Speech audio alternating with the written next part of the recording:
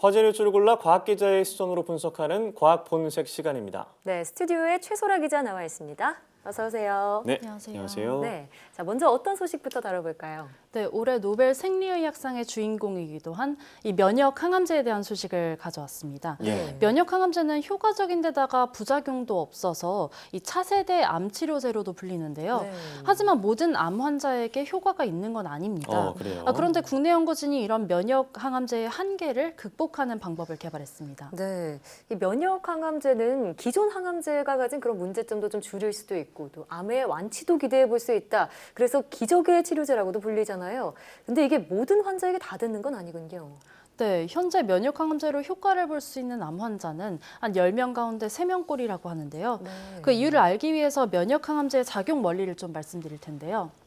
네, 면역 항암제는 우리 몸의 공격수인 면역 세포의 브레이크 기능을 풀어줍니다. 네. 그 결과 면역 세포가 활성화돼서 암 세포를 공격하고 결국 암을 치료하는데요. 예. 이런 방법이 통하려면 공격수인 면역 세포가 암 세포 주변에 있어야 하겠죠. 네. 네, 이를 염증성 종양의 형태라고 합니다. 그런데 이런 경우는 전체 암의 30%에 불과한데요. 나머지 70%는 비염증성 종양으로 예. 면역 항암제로 효과를 보기 어렵다는 말입니다.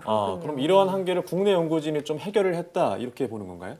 네, 맞습니다. 연구진은 신장암에 걸린 쥐에서 이 비염증성암을 염증성암으로 바꾸는 것에 성공을 했는데요. 예. 기존 암치료법 가운데 하나인 항암 바이러스를 이용했습니다. 전문가 말 들어보시겠습니다. 항암 바이러스를 암 조직에다가 투여했더니 이게 암세포를 공격해서 죽이는 것뿐만이 아니라 종양 내부에 이로운 면역 반응을 많이 유발을 해서 그 킬러 면역 세포의 수를 엄청나게 증가를 시키고 네, 약간 어려울 수도 있는데요. 네. 그림 보면서 다시 자세히 설명드리겠습니다. 네. 항암 바이러스는 기본적으로 암세포를 직접 죽이는 역할을 합니다. 거기다가 우리 몸의 공격수인 면역세포도 암세포 주변으로 불러들이는데요. 네. 가운데 그림에 보시면은 파란색으로 표시된 것이 암세포 주변에 몰려든 면역세포입니다. 아직 이 면역세포들은 활성화된 상태는 아닌데요. 그런데 여기에 연구진이 면역항암제를 넣어줬더니 네. 이 면역세포들이 활성화돼서 비로소 암세포를 공격하기 시작했다는 겁니다. 여기서 이 파란색으로 표시된 부분이 바로 면역세포잖아요. 이게 네. 그러니까 염증 반응을 불러일으켰다 이렇게 보면 되는 건가요? 네, 맞습니다. 그렇군요. 그러니까 이 면역 항암제가 듣지 않았던 몸을 듣는 몸으로 바꿔줬다 이렇게 볼 수 있겠네요. 네. 네, 네. 맞습니다. 이거를 효과를 말씀드리겠는데요. 네. 연구진이 암에 걸린 쥐에게 면역 항암제 2종과 항암 바이러스를 주입했다고 하는데요. 암의 크기가 평균 80%나 줄어들었다고 합니다. 네, 면역 항암제만을 단독으로 썼을 때 암 크기가 평균 20% 감소하는 것과는 비교하면 매우 효과가 좋은 예. 건데요. 네. 항암 바이러스만을 단독으로 썼을 때 암 크기는 평균 40% 줄어들거든요. 이것보다도 훨씬 높은 수치죠. 2배 80%면. 이상이네요. 네. 그런데 더 주목할 만한 것이 있습니다. 바로 이 새로운 치료법의 그 완치율인데요. 실험쥐 10마리 가운데 4마리꼴로 암이 완치됐다고 합니다. 네. 암 크기가 100% 줄어들었다는 거고요. 또 재발도 안 했다는 겁니다.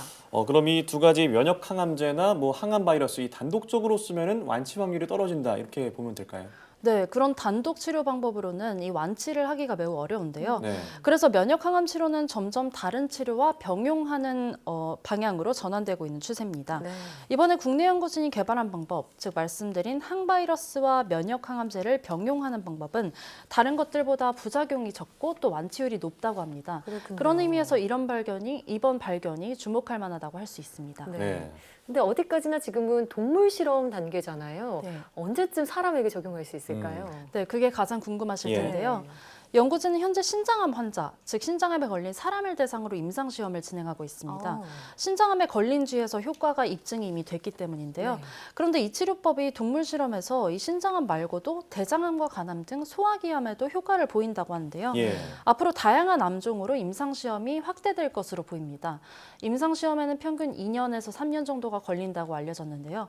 만약 그때쯤에 효과가 입증이 되고 또 부작용도 없다고 판단이 되면은 이 치료법이 실제 환자들에게도 그때쯤에 적용이 될 수 있을 것으로 보입니다. 네, 참 효과 있는 면역 항암제들이 많이 나와 있지만 혜택을 보는 환자들이 많이 없었는데 네. 임상시험 결과가 나온 다음에 많은 환자들이 좀 혜택을 볼 수 있는 그런 기대를 해보도록 하겠습니다. 네. 자, 두 번째 소식은 뭔가요?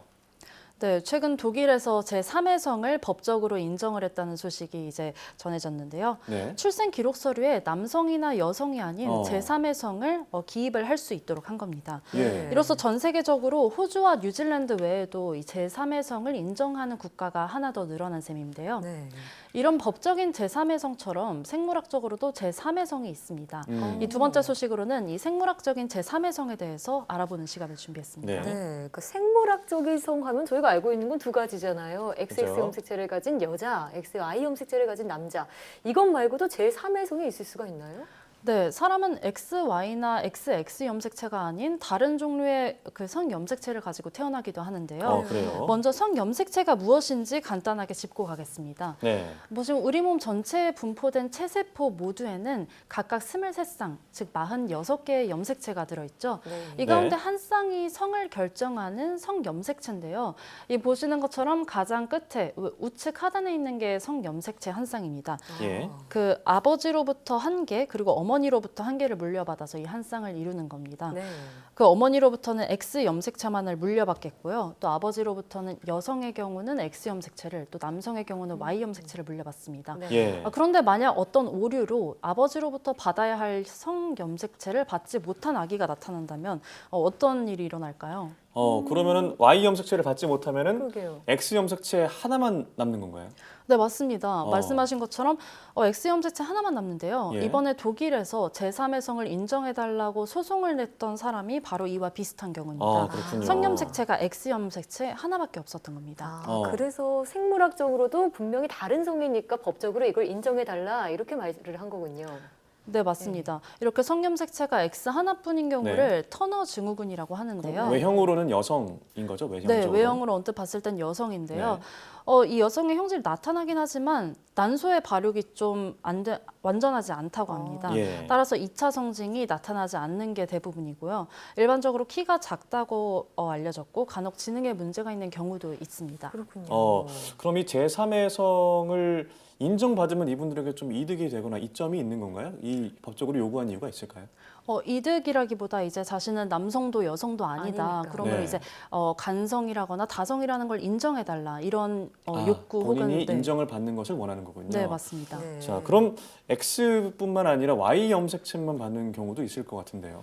네, 맞습니다. 그런 경우는 Y 염색체만 받을 수가 있는데 이런 네. 경우는 출산을 하지 못한 태어나지를 아예 못합니다. 태어나지 못하는군요. 네, X 염색체가 아예 없는 경우잖아요. 네. 이 X 염색체는 Y 염색체보다 크기가 훨씬 크거든요. 또 담고 있는 정보도 굉장히 많아요. 생존에 필수적인 정보들을 담고 있어서 네. 이 태어나려면 X 염색체가 적어도 한 개는 있어야 합니다. 그렇군요. 그래서 X 염색체 하나만 갖고 태어나는 경우를 말씀해 주셨는데 그러면 혹시 염색체를 2개 이상, 그러니까 3개 정도 갖고 태어나는 경우도 가능한 건가요? 그러면 두 가지 경우가 있겠네요. XXY가 되는 경우도 있는 건가요? 네, 맞습니다. 이렇게 어머니에게서 XX 그리고 아버지에게서 Y 받았을 때 말씀하신 그렇게 될 수도 있고 어머니에게서 X만 X를 받고 아버지에게서 아버지에게서 XY를 받았을 때도 말씀하신 XXY가 될 수 있는데 네. 이런 경우는 클라인펠터 증후군이라고 합니다. Y 염색체를 가진 사람이 2개 이상의 X 염색체를 가졌을 때 이 클라인펠터 증후군이라고 하는데요. 일단 Y 염색체가 하나라도 있으면 외형은 남성에 가깝다고 보시면 네. 됩니다. 하지만 이 남성 호르몬인 테스토스테론이 적게 분비돼서 고환이 작고 대부분 불임이라고 하는데요. 네. 여성형 유방을 가지기도 하고요. 이로 인해서 유방암에 걸릴 확률도 높습니다. 정기적으로 남성 호르몬을 주입하는 등의 치료법이 있긴 하다고 합니다. 그렇군요. 이 XXY 염색체에 대해서 말씀을 해주셨는데 그럼 반대로 Y 염색체가 2개 이상인 경우도 있을까요? 네, 그런 경우도 있습니다. 이 성염색체가 XYY인 경우를 제이콥스 신드롬, 제이콥스 증후군이라고 부르는데요. 네. 아버지에게서는 Y 염색체가 이제 분리가 될 때 문제가 생겨서 아버지 염색체 Y가 2개가 한꺼번에 오면 성염색체가 XYY인 아기가 태어날 수 있습니다. 네. 이 Y 염색체가 많다고 해서 초남성 증후군으로 불리기도 초남성. 하는데요. 네. 우선 어릴 때 성장이 빠르고 또 키가 일반인에 비해서도 크다고 알려졌습니다. 대부분 정상적인 생식 능력이 있다고 하고요. 외형적으로도 그렇게 크게 특이하지는 않아서 이 제이콥스 증후군을 앓는 사람들이 평생 자신이 제이콥스 증후군인 거를 모르고 사는 경우도 많다고 합니다. 이 경우는 사는 데는 좀 큰 지장은 없나 보네요. 네, 맞습니다. 자, 그럼 이렇게 여러 가지가 있는 줄 몰랐는데 그렇다면은 X, 트리플 X 이렇게 X가 3개 있는 경우도 있는 건가요? 네, 맞습니다. 네. 말씀하신 트리플 X라고 부르는 게 있는데요. 어. 이 X 염색체가 세 개가 있는 경우입니다. 초여성 증후군이라고 부르기도 해요. 반대로. 이 경우에는 X 염색체 한 개를 제외하고는 이 염색체가 다행히 비활성화돼서 특이 증상이 크지는 않다고 합니다. 네. 예. 그런데 외형은 여자인데 평균 이상으로 키가 크고 말랐다고 하고요. 음. 월경이 불규칙하긴 하지만 임신도 가능하다고 합니다. 그렇군요. 자, 저는 이렇게 생물학적인 성별이 이렇게 여러 가지로 나뉠 수 네, 있다는 몰랐어요. 걸 오늘 처음 알았는데요. 법적으로 제3의 성이 존재하는 것처럼 생물학적으로도 성별을 두 가지로만 이렇게 단정 짓는 거는 좀 이제 하지 말아야겠다 이런 생각도 네. 드네요. 네, 오늘 말씀 잘 들었습니다. 고맙습니다. 감사합니다.